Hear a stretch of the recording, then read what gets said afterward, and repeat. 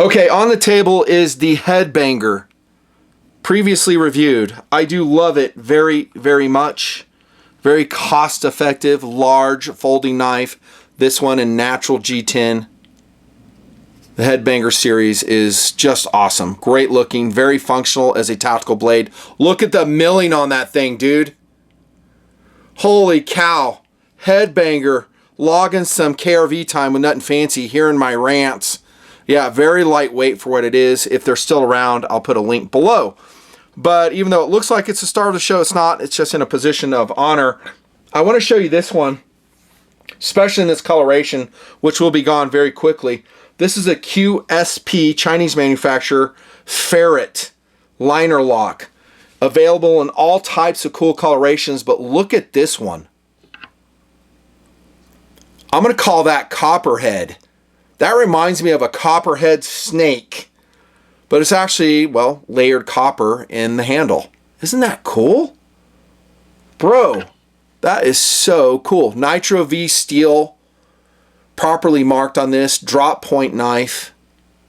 Classic design. The weight on this is about 2.8 ounces. So within the ballpark. Actually, this one with the copper is a little bit heavier, but the other one, I have another Ferret. It's about 2.8. I think this is running around, where's my scale? I don't want to get it. We'll just call it 3.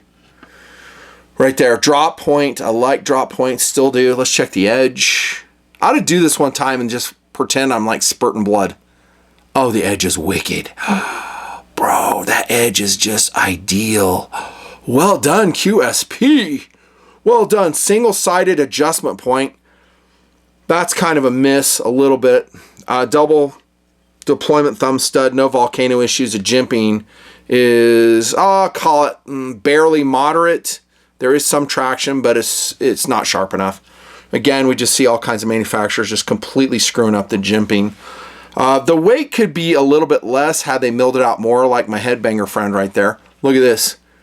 They did kind of milling it out, but not enough. That's 420J stainless steel liners. The timing right there. And if you don't know, when you see this style where it's really super thin, I'm going to be honest with you, that's kind of a lower quality locking mechanism. Sorry, Ferret, it is. You should have a thicker liner lock than that. The timing on it is ideal. I'm not saying for EDC purposes this is inadequate, not at all. But I'm saying there's higher quality that do a much better job than that. That's all I'm saying. Lockup is fantastic. Let's check centering. Ideal. Really, the test on centering is after hard using it for like a year.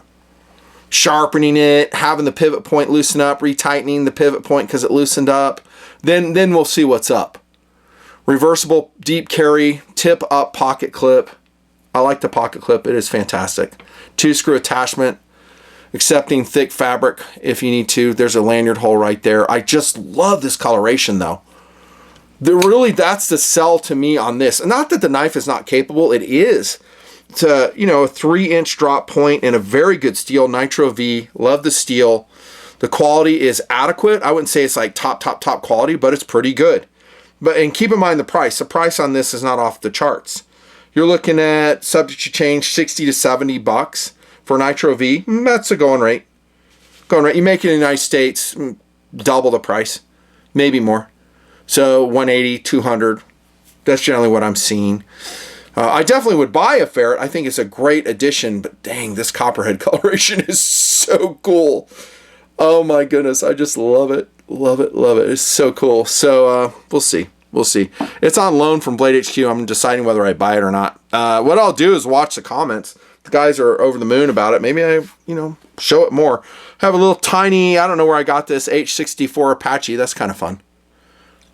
On the table. Those boys are always busy. Utah Air National Guard flies Apaches and UH-60s. They're gone all the time, blowing stuff up in these illegitimate wars. Sorry, they are illegitimate. And I'm so glad I'm out of the military. I would not want to be participating in the horse shit that we've been doing.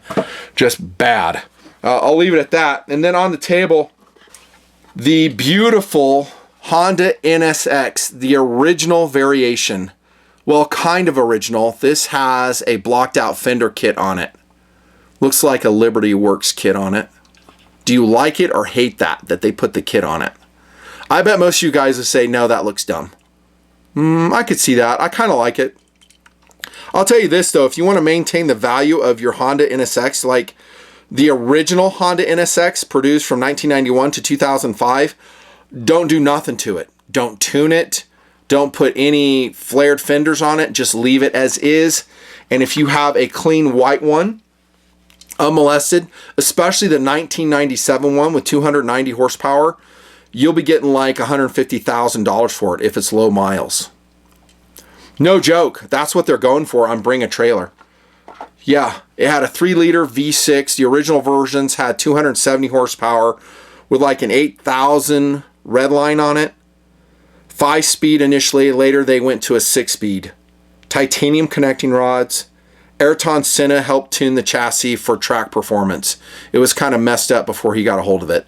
He was working with the Honda engineers, and Senna said, hey, do this, do that. They listened to him, they changed it, and it became a track machine. I've never had the privilege of driving one. I would like to, but I can tell you this, having driven the S2000 is probably a better version of the Honda S2000. More flickable, faster, aluminum chassis after all. The thing only weighed 3,164 pounds. Everybody I've ever talked to that's driven an original Honda NSX just raves about it. And it gives us what we want as a driver. We want connection.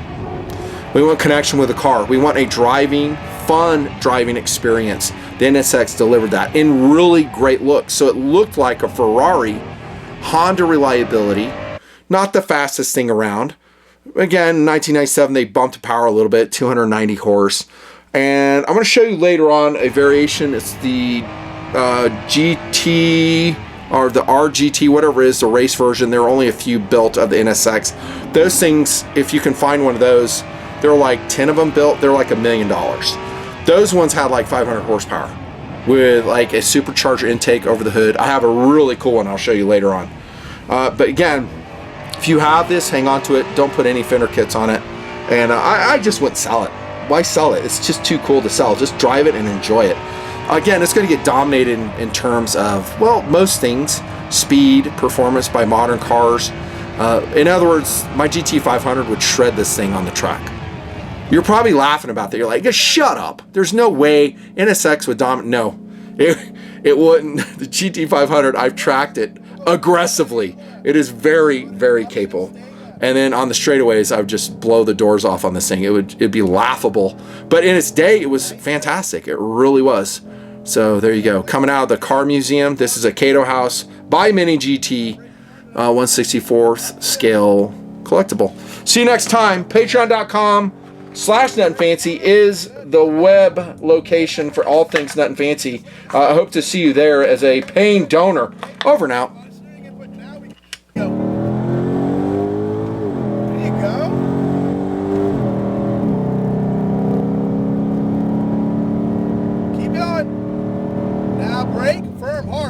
Harder. Wait, now release, turn it in. There you go. Let the car come back. Let it come back. Good. Squeeze. Stay right side. Brake straight. Get it done. Control. Release the brakes to the second. Look for the third cone. Rotate it. Good. Aim for that second green cone. Lift a little bit. Don't overdo it. Stay controlled. Good. Back left. Patient. Good. Light lift. Balance the car. Brake hard, firm, turn in, wait, let it come back, now we go. There you go, see? Now brake hard as we come off the track. Good job. Thanks, boss. Yeah.